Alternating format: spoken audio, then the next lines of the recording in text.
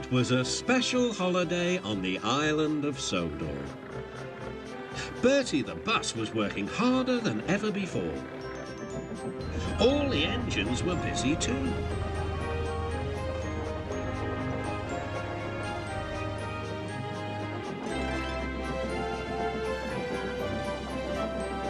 Duck was waiting for his next journey. Near him stood a red bus, but he didn't look friendly like Bertie. The bus growled as he gazed at the happy passengers.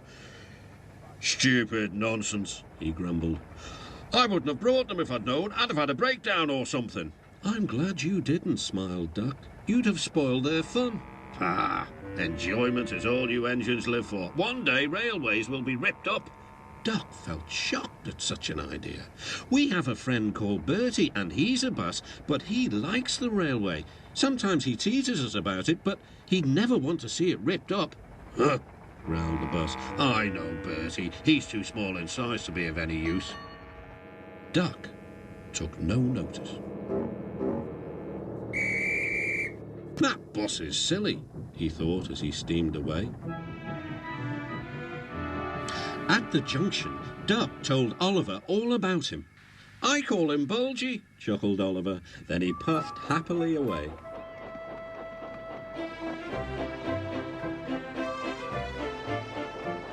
But that afternoon, when the two engines met again, Oliver was no longer laughing.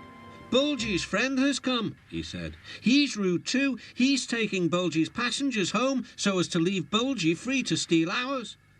"But he can't," objected Duck. "Bulgy says he can get them to the big station before us." "Rubbish," replied Duck. "It's much further by road." "Yes," continued Oliver, "but Bulgy says he knows a shortcut."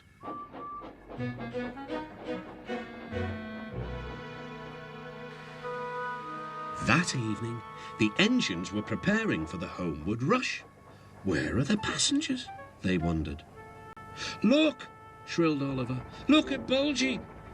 He's a mean scarlet deceiver." Bulgy was wearing a large sign saying "Railway Bus." "Yaboo snubs!" he jeered as he roared away. "Come on," puffed Duck to his coaches. "Let's see what he's up to."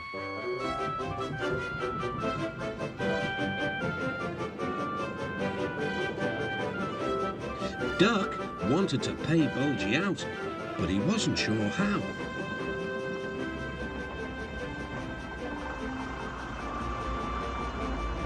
Then, in the distance, Duck saw a man waving a red flag.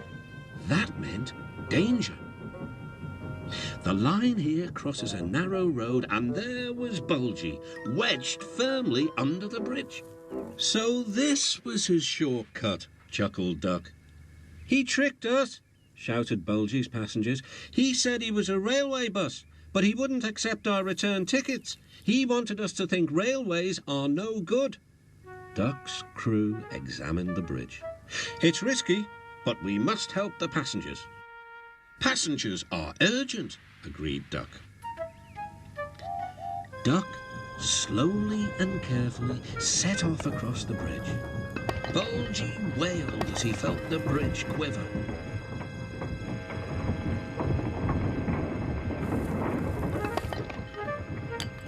"Stop!" he shouted. "It might fall on me." "That would serve you right for telling lies," said Duck. But the bridge didn't collapse. Duck made good time, and all the passengers caught their trains. The bridge is now mended, but not, unfortunately, Bulgy and his ways. He never learned sense. He's a hen house now, and his lies can do no harm. The hens never listen to them anyway.